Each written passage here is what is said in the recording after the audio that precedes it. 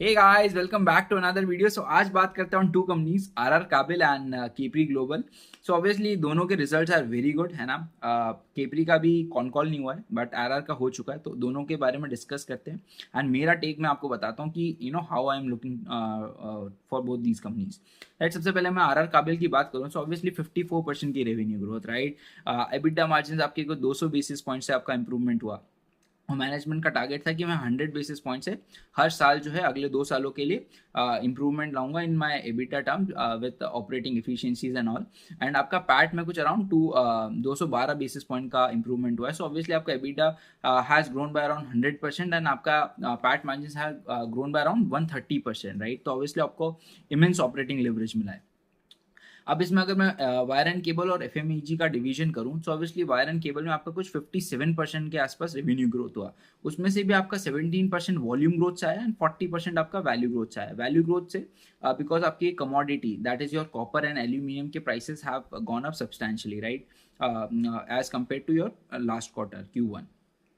सो उसकी वजह से आपका 40% का वैल्यू ग्रोथ आया एंड 17% का आपका वॉल्यूम ग्रोथ आया, जो मैनेजमेंट टारगेट भी कर रहा था कि 18 से 20% का हम वॉल्यूम ग्रोथ करेंगे for the next few years. So obviously volume growth is in that particular guided range. अब मैं बात करूं, आपकी major growth is coming from your cable capacity, क्योंकि ऑब्वियसली आप केबल की कैपेसिटी ऐड कर रहे हो at a faster pace than wires. तो ऑब्वियसली केबल से आपकी बहुत अच्छी ग्रोथ आ रही है। तो 25% वॉल्यूम ग्रोथ आई आपकी केबल से एंड कुछ 12% की वॉल्यूम ग्रोथ आई आपकी वायर से, है ना। और आपके ये जो वायर सेगमेंट है ना, यहाँ पे एक्सपोर्ट्स में आपके हायर मार्जिन है, डोमेस्टिकली थोड़ा सा वीकर मार्जिन है कंपेयर टू वायर्स। बट अगर मैं बात करूँ तो मैनेजमेंट टारगेट कर रहा है कि डोमेस्टिकली भी हमको 6-7% का जो एबिटा मार्जिन हम वायर पे बना रहे हैं इन इंडिया, उसको हम अगले 2-3 सालों में 11 से 12% के आसपास ले जाएंगे with your HV and EHV का जो सेगमेंट है दैट इम्प्रूविंग, है ना। सो अब मैं अगर बात करूँ FMEG डिवीजन की, तो वहाँ पे कुछ 28% की आपकी रेवेन्यू ग्रोथ हुई और इस पर्टिकुलर क्वार्टर में आपने ऑपरेशनल ब्रेक इवन अचीव कर लिया इन टर्म्स ऑफ एबिटा, राइट। अब ये एबिटा का आपका ऑपरेशनल ब्रेक इवन कैसे हुआ? सबसे पहले तो आपका प्रीमियम प्रोडक्ट मिक्स आपका इंक्रीज हुआ, आपके जो प्रीमियम फैंस थे वो इंक्रीज हुए। साथ में आपके जो जो प्रोडक्ट मिक्स था that shifted towards your premium product, तो उसकी वजह से आपका मेजर ये ऑपरेशनल एबिटा का ब्रेक इवन हुआ है। एंड गोइंग फॉरवर्ड भी मैनेजमेंट इज टारगेटिंग कि हम धीरे धीरे जो है प्रीमियम मिक्स की तरफ शिफ्ट हो, ताकि हमारी प्रॉफिटेबिलिटी धीरे धीरे करके इम्प्रूव हो। तो यही आपका पूरा FMEG का पर्टिकुलर वो था कि अपडेट्स। एंड अगर मैं बात करूँ अब इनके टारगेट्स की, तो सबसे पहले तो यूएस मार्केट जो है आपका, वहाँ पे आप एक्सपैंड करना चाह रहे हो, but obviously because of these uncertainties, है ना, ओवर टेरिफ्स, तो वहाँ पे भी आप थोड़े से कंजर्वेटिव हो। आपका मेजर जो एक्सपोर्ट का ग्रोथ आ रहा है that is coming from your middle east and आपका यूरोप। अब जैसे जैसे आपका ये जो मिडल ईस्ट का टेंशन जो है धीरे धीरे रिड्यूस होता है, तो वहाँ से आपको एक्सपोनेंशियल ग्रोथ मिलना स्टार्ट होगी, बिकॉज ऑब्वियसली इतना जो डैमेज हुआ और इतना जो रीस्ट्रक्चरिंग आपको करनी पड़ेगी, है ना, इंफ्रास्ट्रक्चर का बिल्डअप होगा वापस से। सो ऑब्वियसली आपका एक एक्सपोनेंशियल ग्रोथ आ सकती है from that market. So obviously ये जो पर्टिकुलर ग्रोथ है इन टर्म्स ऑफ वॉल्यूम, ये आपकी वॉल्यूम्स और इंक्रीज कर सकती है। सो अगर अब मैं बात करूँ ऑन मार्जिन एक्सपेंशन की, तो कुछ 8.5% से 9.9% पे आप आ चुके हो in terms of EBITDA margin. और मैनेजमेंट का टारगेट है कि 10.5% के आसपास जो है we will be going in the next FY28 तक। सो अब अपन बात करें मार्जिन की, तो ऑब्वियसली 8.5% से 9.9% के आसपास एबिटा मार्जिन हैव इम्प्रूव्ड, है ना। एंड 10.5% का मैनेजमेंट का टारगेट है बाय FY28, है ना। ऑब्वियसली आपकी FMEG में मार्जिन विल इम्प्रूव, फिर आपका वायर्स एंड केबल्स में आपका केबल्स विल बी इंक्रीजिंग, है ना। आप एक्सपोर्ट्स करोगे जहाँ पे आपको केबल्स पे हायर मार्जिन मिलेंगे। So obviously with product mix increasing, है ना, चेंजिंग, आपका ऑपरेटिंग लेवरेज, फिर आपने कुछ ऑपरेशनल एफिशिएंसीज में चेंजेस किए, राइट, कुछ प्रोसेसेस में चेंजेस किए, कुछ आपने अपने रॉ मटेरियल सोर्सिंग में चेंजेस किए। तो ऑब्वियसली वो प्रोसेस चेंज की वजह से आपको एक ऑपरेटिंग एफिशिएंसीज की वजह से ये आपका मार्जिन इंप्रूवमेंट हो रहा है, राइट। ये 3 चीज़ों की वजह से गोइंग फॉरवर्ड आपका केबल्स का सेगमेंट विल इंक्रीज, आपके premium products in FMEG will increase, तो वहाँ से आपको जो है मार्जिन एक्सपेंशन मिलेगा। एंड मैनेजमेंट इज सेइंग कि हमने का जो मेजर सेगमेंट है that is coming from LV, है ना। केबल्स में अभी भी हम लो वोल्टेज केबल्स बेच रहे हैं। गोइंग फॉरवर्ड जैसे ही HV और EHV का एक्स्ट्रा हाई वोल्टेज की जो है प्रोडक्ट मिक्स चेंज होता है, तो obviously margin will improve and obviously आपका ऑपरेटिंग लेवरेज तो आपको मिलेगा with your you know capacity being utilized at optimum capacity, right? अब अगर मैं बात करूँ केपेक्स की, तो कुछ अराउंड 1200 करोड़ का केपेक्स दे वर टारगेटिंग। लास्ट ईयर इन्होंने कुछ 300 करोड़ का केपेक्स प्लान किया। इस साल they are targeting to have 600 से 650 करोड़ का capex to be deployed in wires and cables की कैपेसिटी बोथ, राइट? तो ऑब्वियसली आपका क्या हो रहा है ना, पूरा जो आपका मिक्स है that is shifting towards cables. तो ऑब्वियसली केबल्स आपका 30% ऑफ द बिजनेस है, 70% is coming from your wires. And going forward जैसे जैसे आप केबल्स को इम्प्रूव करते हो ना अपने ओवरऑल मिक्स में, है ना, एक्सपोर्ट्स करते हो ज़्यादा, सो वहाँ से आपको मार्जिन इंप्रूवमेंट मिलेगा। अब मैं अगर बात करूँ एक्सपोर्ट मार्केट का, तो इनका major export is going towards Europe and आपका मिडल ईस्ट। तो ऑब्वियसली जैसे जैसे मिडल ईस्ट की जो टेंशन है वो रिड्यूस होती है ना, आपका इंफ्रास्ट्रक्चर का डेवलपमेंट स्टार्ट होता है, सो ऑब्वियसली ये आपके एक्सपोर्ट के जो वॉल्यूम्स है that can grow at a much faster pace as to current levels. अब अगर मैं बात करूँ यूएस मार्केट की, तो यूएस मार्केट्स में ये एंटर करना चाह रहे हैं, but because of this tariffs uncertainty ये एंटर अभी नहीं कर रहे हैं। एंड जैसे ये चीज़ें नॉर्मलाइज होगी they will be considering to enter that particular market as well. अब अगर मैं बात करूँ इनका गाइडेंस की, तो ऑब्वियसली 20% की growth they are targeting from FMEG business, और 18 से 20% की volume growth they are targeting from wires and cable division.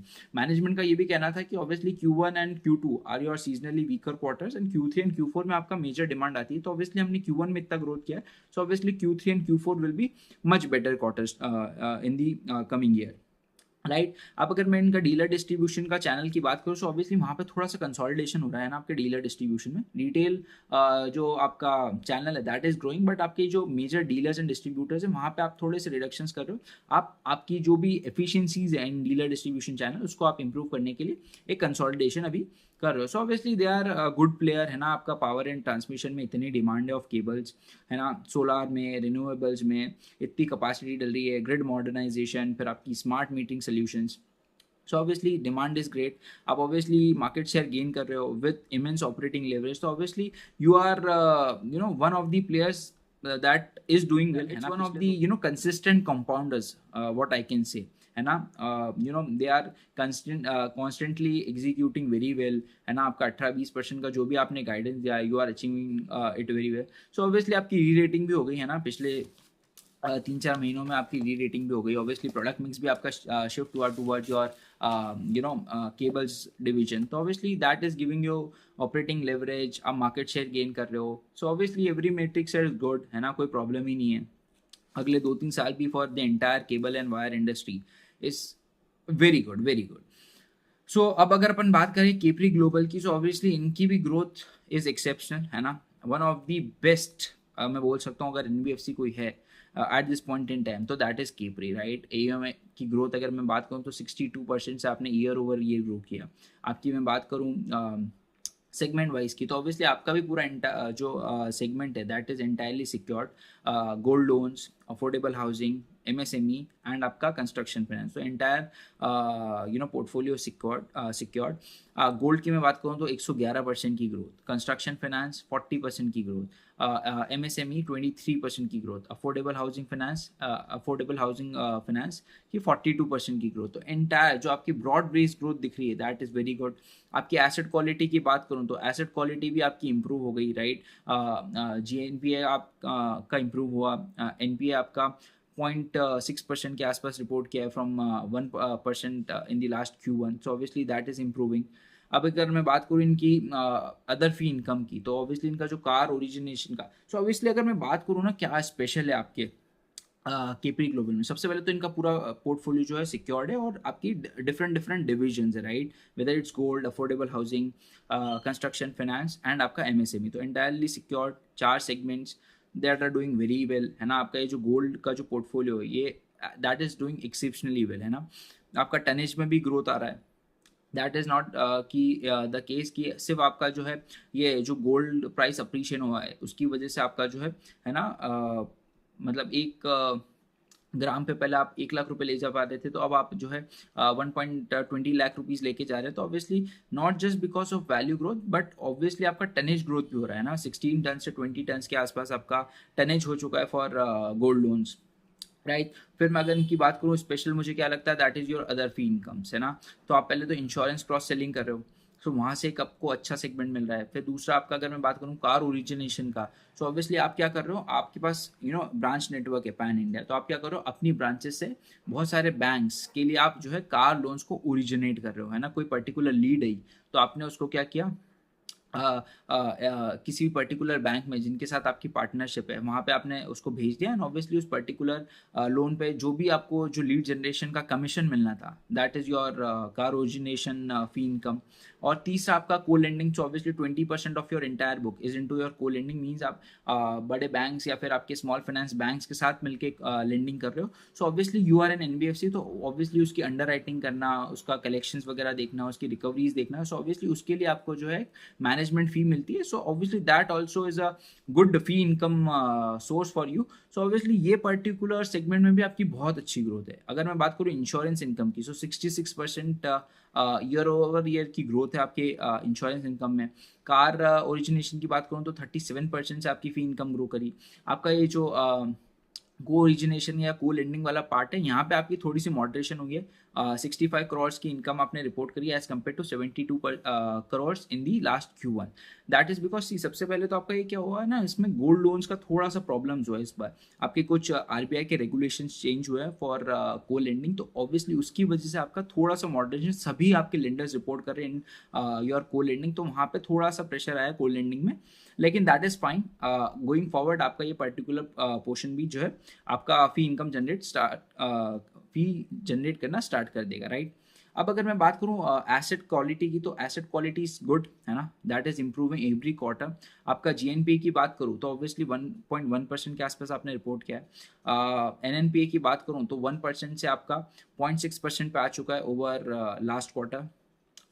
अगर मैं बात करूँ क्रेडिट कॉस्ट की, तो दैट इज ऑल्सो इंप्रूविंग। 0.7% का आपने रिपोर्ट किया है, 1.5% का आपने लास्ट Q1 रिपोर्ट किया था, और 0.7% का आपने Q4 में रिपोर्ट किया है। तो ऑब्वियसली सीजनली वीकर क्वार्टर होने के बाद भी आपका जो क्रेडिट कॉस्ट है that is stable, that means आपका एसेट क्वालिटी इज इम्प्रूविंग।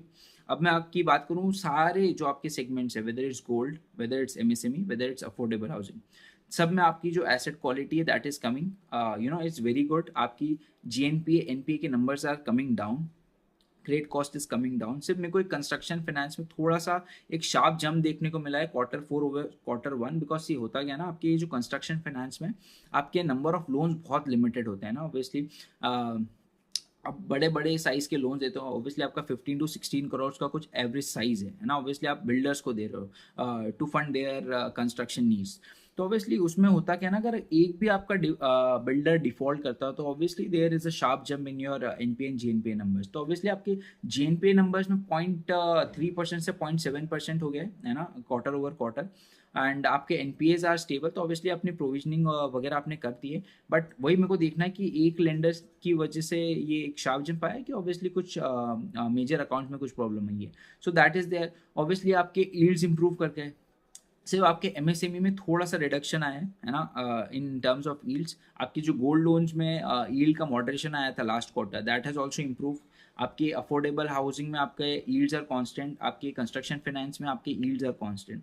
अगर मैं कॉस्ट ऑफ फंड की बात करूँ तो 60 बेसिस पॉइंट का ईयर ओवर रिडक्शन है, तो obviously cost of funds are coming down, लेकिन आपकी जो यील्ड्स है दैट इज गोइंग अप, तो ऑब्वियसली आपकी निम्स जो है वो एक्सपैंड कर रहे हो, एंड मेरे को चाहिए कि ऑब्वियसली आपके निम जो है वो एक्सपैंड करे, आपकी यील्ड जो है वो एक्सपैंड करे, आपकी जो स्प्रेड्स है वो एक्सपैंड करे, एंड वो मुझे जो है केपरी ग्लोबल में देखने को मिल रहा है, राइट। अब अगर मैं बात करूँ इनके प्रॉफिटेबिलिटी की, दैट इज योर ROA, तो ROA आपका 3.2% से बढ़ के 4.1% हो गया है ना, ईयर ओवर ईयर।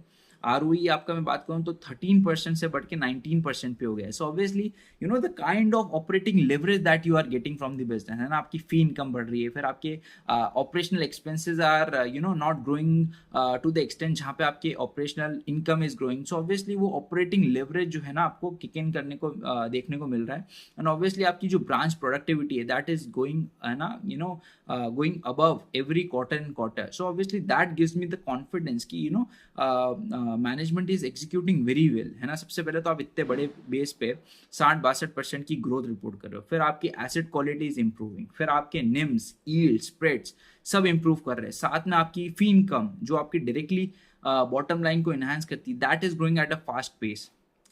सो ये सारी चीज़ें मुझे कॉन्फिडेंस देती है नो कि Capri global is going in the right direction. Management ने अपनी जो गाइडेंस थी उसको भी अपवर्ड रिवाइज कर दिया है। दे वर टारगेटिंग 55,000 करोड़ का कुछ AUM बाय FY 28, अब इन्होंने उसको रिवाइज करके 65,000 करोड़ कर दिया। सो दैट इज पॉजिटिव। अगर मैं ROA की बात करूँ, सो दे वर टारगेटिंग कुछ अराउंड 4.5% का ROA, अब उसको इन्होंने अपवर्ड रिवाइज करके कुछ 4.7% के आसपास कर दिया है। ROE की बात करूँ तो दे वर टारगेटिंग 16 to 18% का, अब इन्होंने गाइडेंस को रिवाइज करके 19 to 21% के आसपास कर दिया है। AUM की ग्रोथ इन्होंने जो है रिवाइज अपवर्ड्स कर ली है, 30% की CAGR growth they are expecting for the next 3-4 years. तो obviously that is what I need in an NBFC, है ना। तो ये आपके लिए केस स्टडी है कि आपकी AUM ग्रोथ भी बहुत सॉलिड बेस पे हो रही है, एसेट क्वालिटी इंप्रूव हो रही है, ऑपरेटिंग लेवरेज मिल रहा है, आपकी अदर फी इनकम है जो आपकी डायरेक्टली बॉटम लाइन को इम्पैक्ट कर रही है वो बढ़ रही है। So obviously these are the factors that I want in an NBFC. So obviously Capri Global is what I am very bullish on, and let's see कि ये ग्रोथ सस्टेन कर पाते हैं कि नहीं। एंड यही पूरा अपडेट था, इसका भी कॉल हुआ नहीं है। सो ऑब्वियसली एक बार मैं मैनेजमेंट का कॉल सुन लूँ कि क्या कमेंट्री है, बुलिश है या नहीं, उसके बाद मिलते हैं। सो मिलते हैं नेक्स्ट वीडियो में। Till then bye and take care.